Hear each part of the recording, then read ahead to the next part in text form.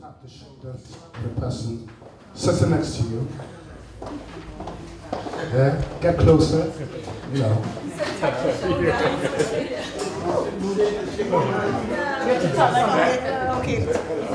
And then just repeat after me. Today is my lucky day.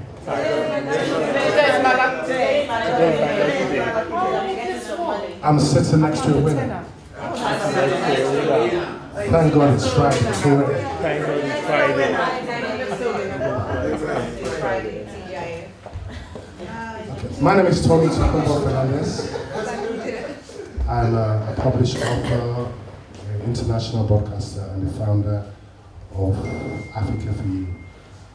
One of the things I'm most passionate about in life is celebrating the true life stories of people making a difference, Africans in the diaspora. And I mean it when I say in every sense of the word. Within the last 2 years, two things have been very, very important to me. First of all, it's been promoting the true life stories of people making a difference. And secondly, is the importance of Africans telling their story the African way, And I suppose that's what Africa4u is all about, promoting the true life stories of people making a difference. In the last few years, it's all about promoting people through my broadcasts, radio platforms, and various social media channels, but most importantly, organizing small-scale award initiatives in different parts of Europe. So Africa4u, first of all, started off as an international talk show, an international radio talk show, where I spoke to MPs, famous musicians. The whole aim of the show was to use people's testimony to inspire communities around the world. And so I had guests every single week. And it became a very, very, very powerful medium. I began to receive emails every single week. And one of the things that I was very, very also passionate about at the time was 75% of the music I played on that platform was by African upcoming artists in Europe and around the world. And this slowly opened a gateway for me into Europe, because then I began to receive lots of emails in Europe, and I began to connect with African promoters in Europe and African entrepreneurs in Europe. So after a while, the very first ever Africa4u Awards took place last year, February, in Rotterdam, Holland, and it was such an amazing event. The African television station Holland was there, and I gave out 8 awards. Last year also, I organized the Africa4u Achievement Awards in Germany, in a small town called Bremen, which is just about 1 hour from Hamburg. And then, just a few months ago, we organized the Africa4u Online Awards for Africans in Europe.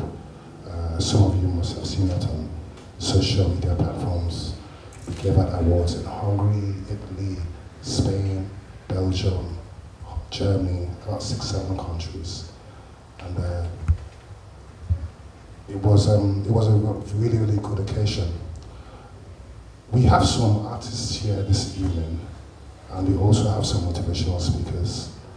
And my message this evening to people who want to network and connect, I mean, later on, Adibichilor will be talking about connecting and networking, is I really, really want to encourage people. It's very, very important, not just to network or promote yourself within your local vicinity, but go into Europe. Even if you're an artist, if you're a speaker, go beyond London, go beyond England. Go and see how things are done there. It opens new doors. You know, there's something fantastic about operating in different levels. It opens your mind, you become more hungry, and get more ideas. Today we're doing the Africa4u Achievement Awards for Africans in UK. We're giving out 10 awards. This is not to say, oh, these are the greatest people doing well. No, they're an example of people. One thing about all the people receiving awards today is they have something in common, which I really cherish. And that's that selfless energy and passion, you know, to move on. And that's what's very, very important in life. It's not just about the awards. It's about your goals, it's about your motives, it's about making a difference. It's about standing for what you believe in. And it's about change. Now, like I said earlier, Africa4u is about two things. It's about promoting true life stories of people making a difference. And it's also about Africans telling their story the African way. That second point has become even more important to me in the last 12 months. I'm sure some of you heard a story a few months back, or some of you, about a young lady called Gabrielle Turnquit, 18-year-old black girl, the first ever black barrister in the history of Britain. 600 years. And you think to yourself, two things. Why are we not telling our story? I'm really sorry to say this today, but this also poses a very, very, very big challenge to mainstream award initiatives to do their research properly, you know. And I thought about, okay, this young girl, first ever black girl in the history of Britain to become a barrister. What's her story? What's her story? That's an amazing feat. Another story that really made me emotional, which I got to hear about last year, and I thought to myself, wow, I never knew about this, is the mayor of Slovenia. Do you know that the mayor of Slovenia is an African? For the past 4 years, of an Eastern European country. What's his story? What's his journey?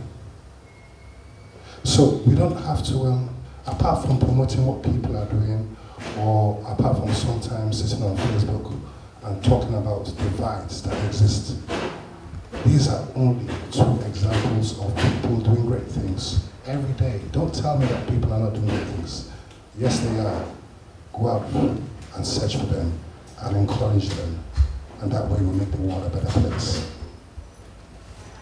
My brand is simply about promoting you, because without you, my story will never be complete. And so when I put up initiatives like this, it's not about me, it's about the community.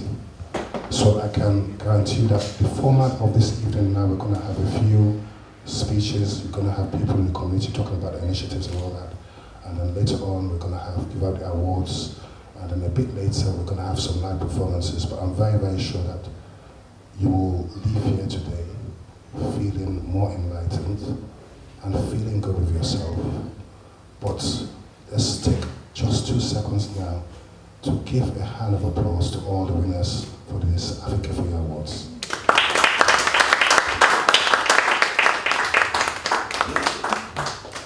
The first guest speaker I'm going to bring on this evening is Mr. David Smith.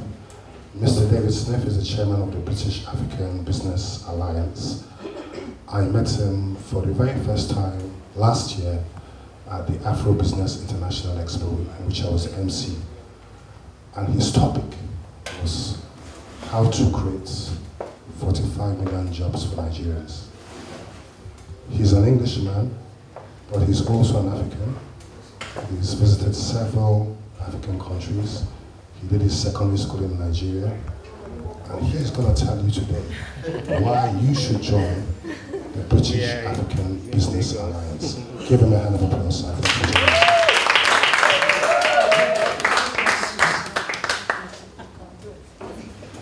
Good evening, everyone. My name is David. Good evening. I bring you greetings from Malawi, from Zambia, from Côte d'Ivoire, and Nigeria. and your brothers and sisters in Manchester, which is where I had breakfast this morning.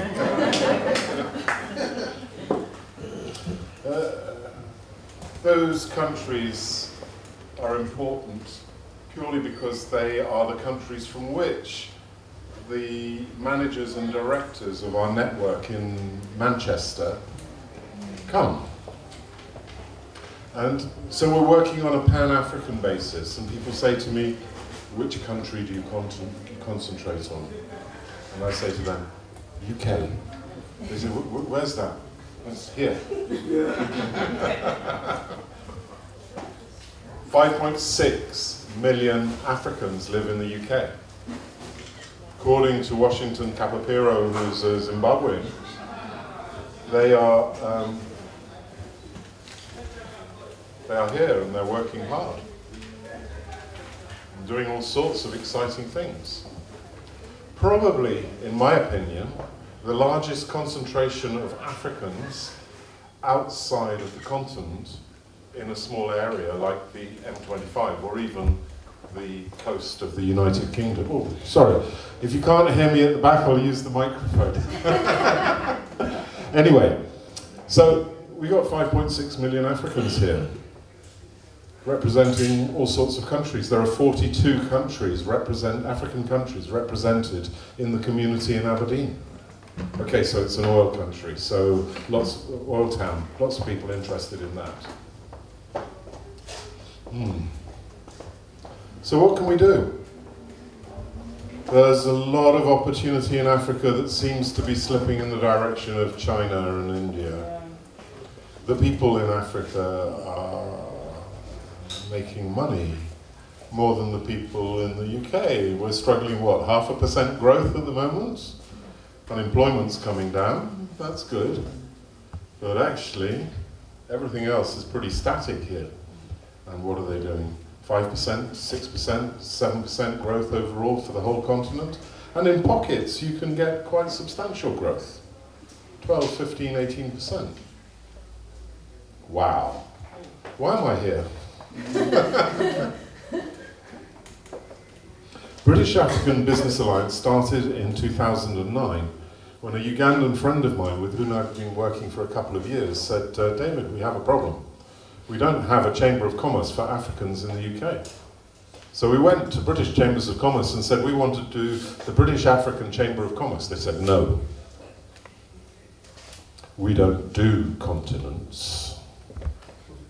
Go away. Go and talk to every trade minister and get a letter that you can represent that country.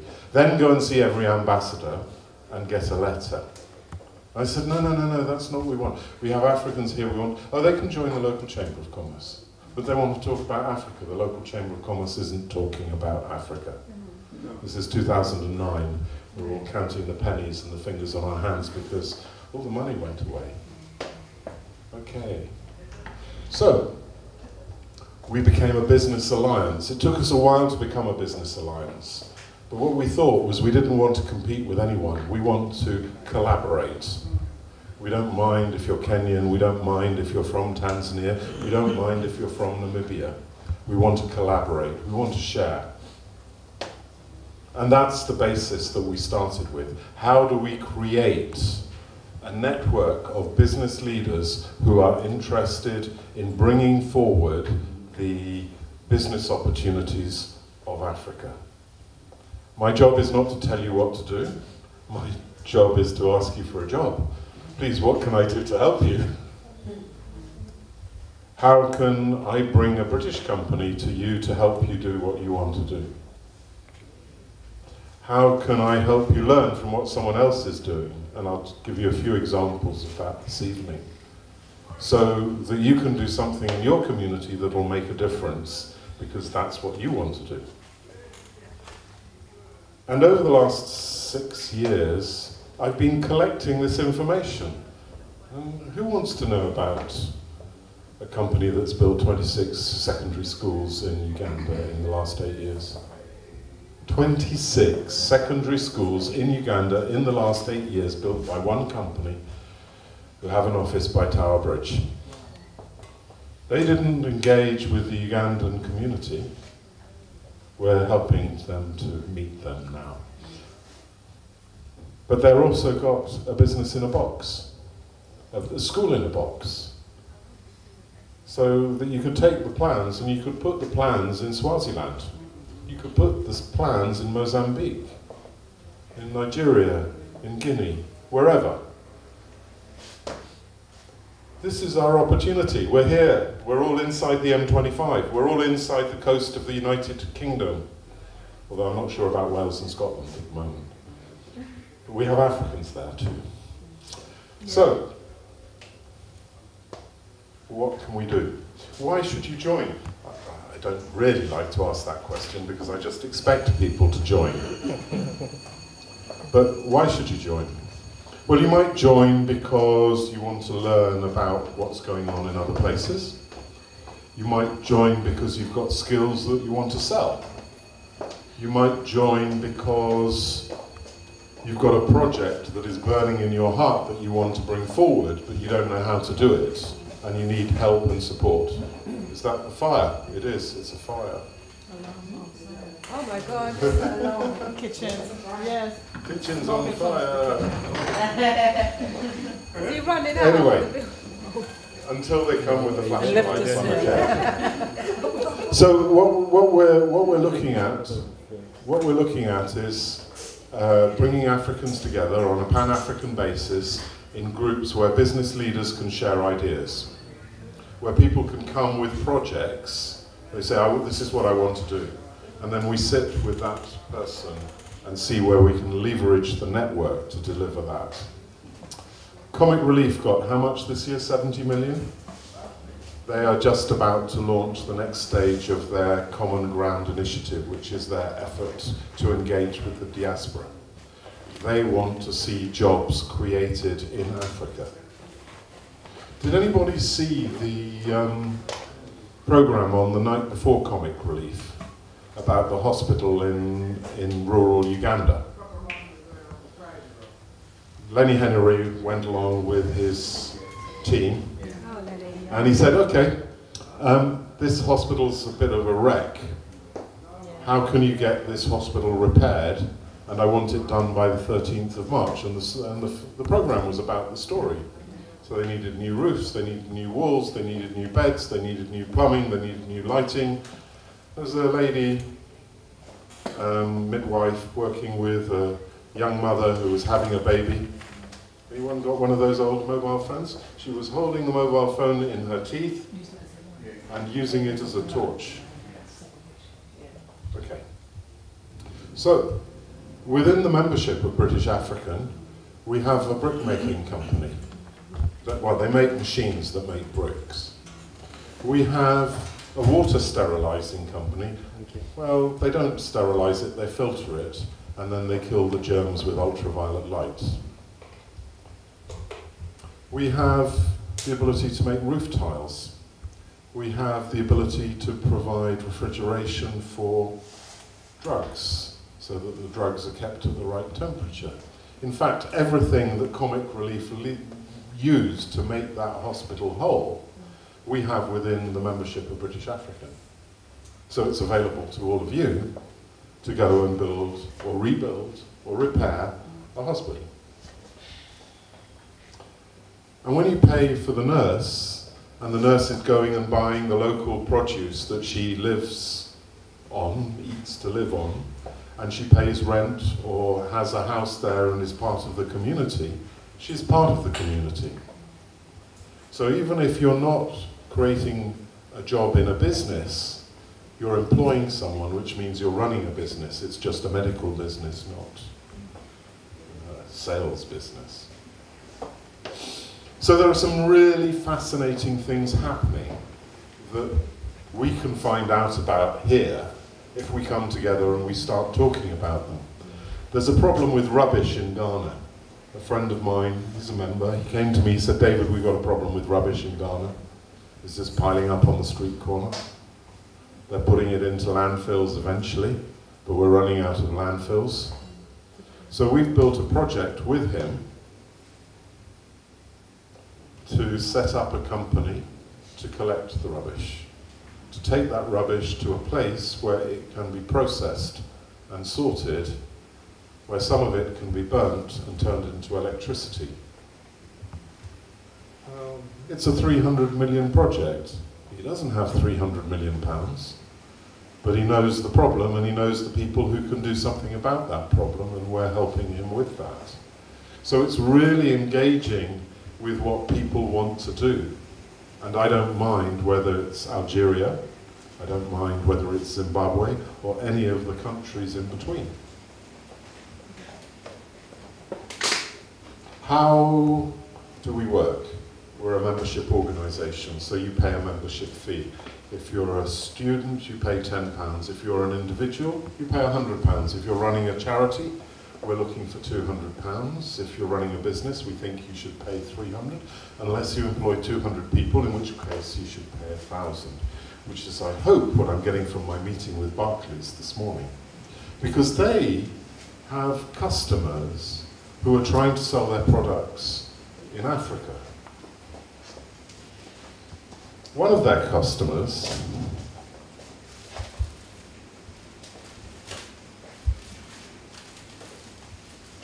sells this. Now, just imagine for a moment, I've got nothing better to do than jump between the cars in the traffic in Lagos, selling these things.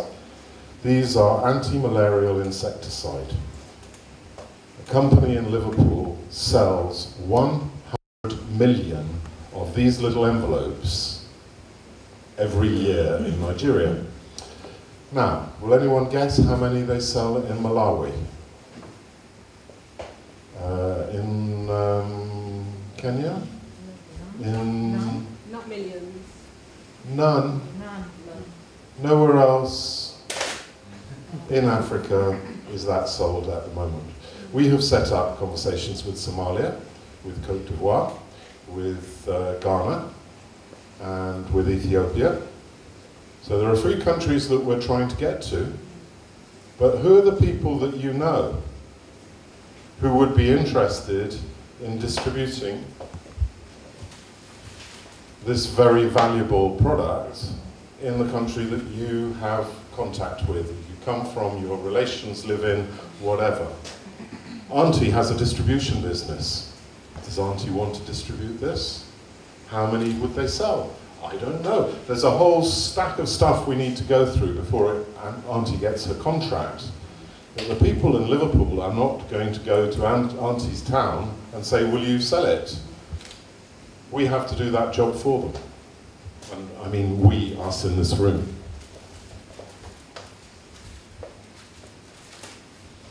It's difficult, isn't it? I was talking to Dennis from Zambia this morning. He said, David, if I knew someone who was distributing stuff like that, I would just make the introduction. Well, I'm saying, well, then talk to other Zambians and find someone who does know someone. He says, no, I'm going to write a letter. Oh, no, Dennis, that's not the right way. We've got to get people talking to each other. So that's what we do. How am I doing for time? Okay. All right. So there's an opportunity. We call that a British African market opportunity, because there is a market to be created for that product in your country. Wow. Even if you take it and someone gives you a small commission for the business that you generate for them, that is better than not doing anything at all, even if you can't do the distribution yourself.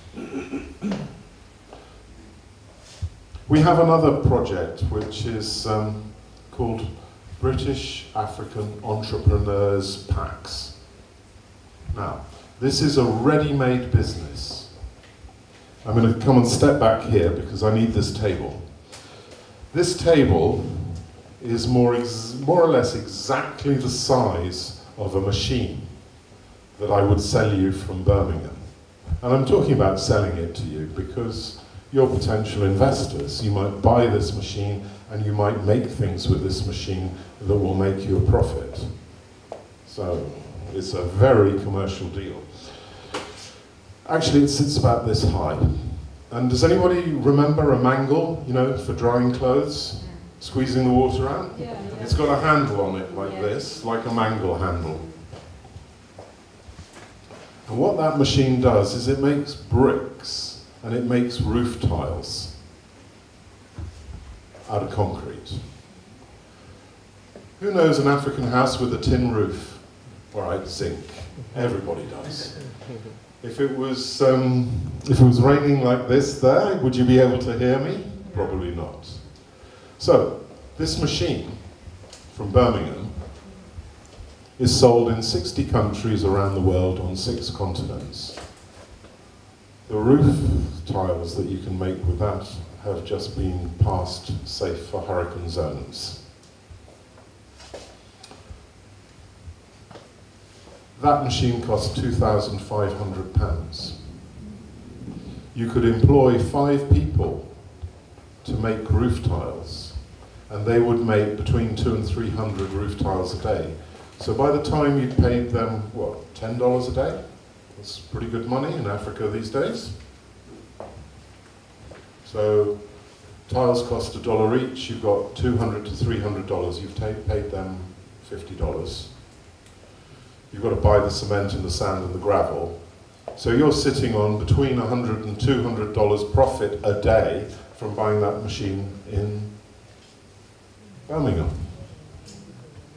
Now, if you go up to the Big Brother, which is the same machine, but it has different molds, you can make breeze blocks, you can make floor tiles, you can make wall tiles, you can make paving slabs for driveways.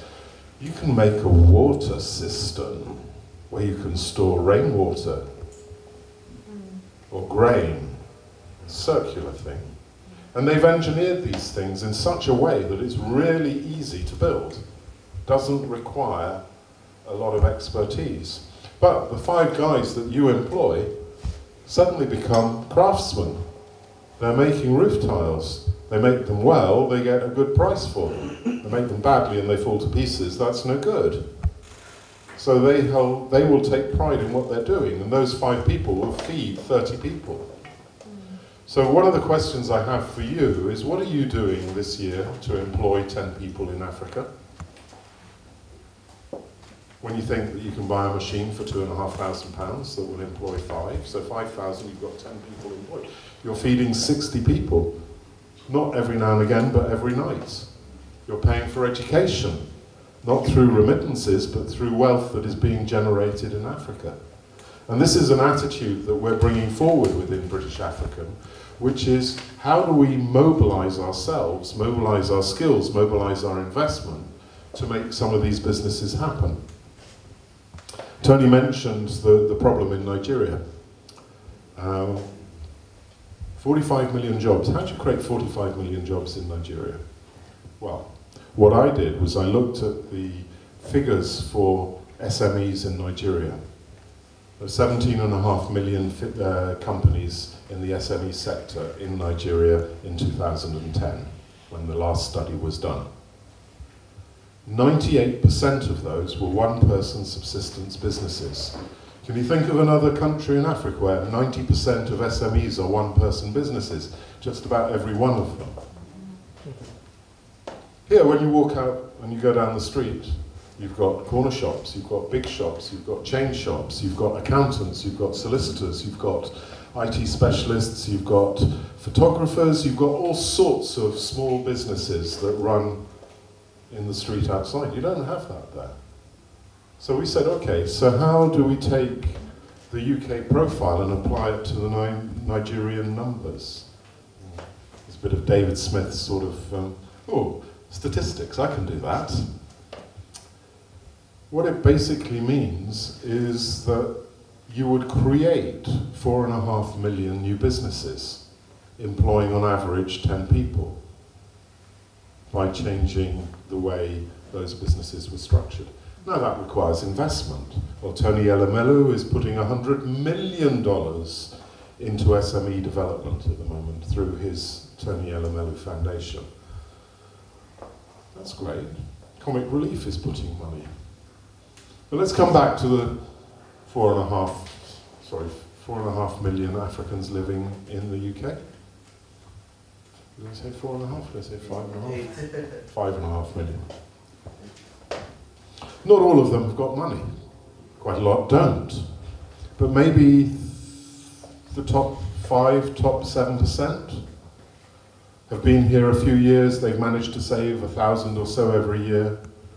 Maybe over 20 years they've saved 20,000. If you take that, there is £6 billion in the diaspora in this country.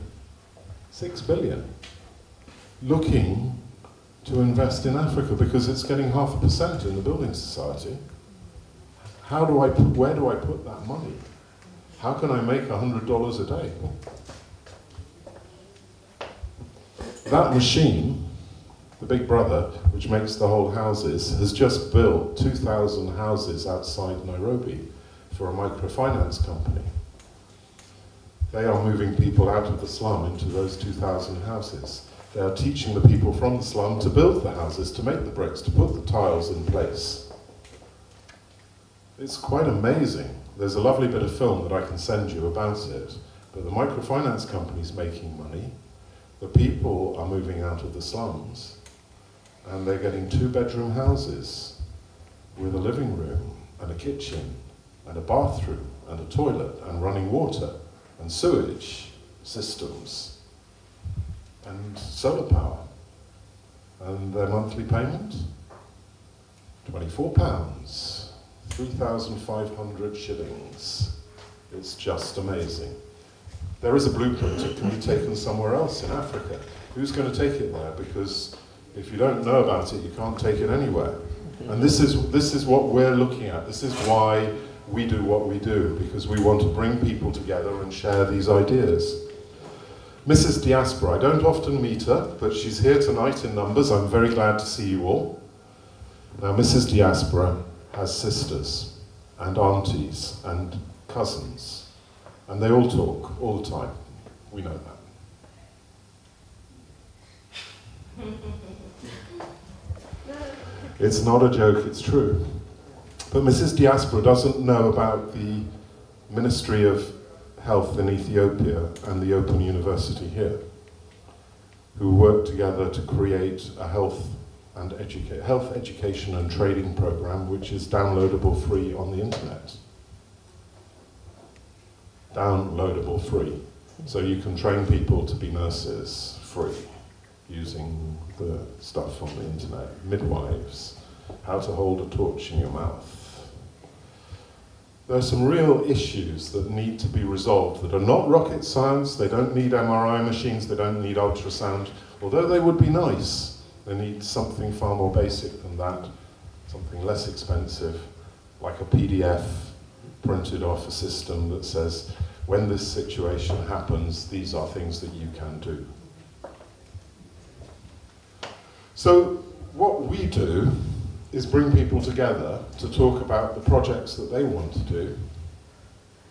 So we have a thing called a project summary, which allows you to put down the key criteria of your project and to share it with us, and then we'll work with you.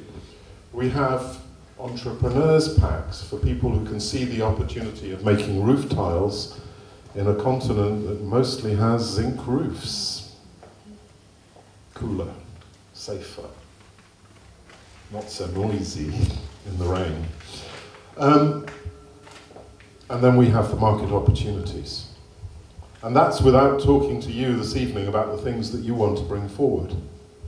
So, talk to me afterwards. I'm happy to talk. Please go and visit our website. We're in the process of upgrading it, so mark it kindly.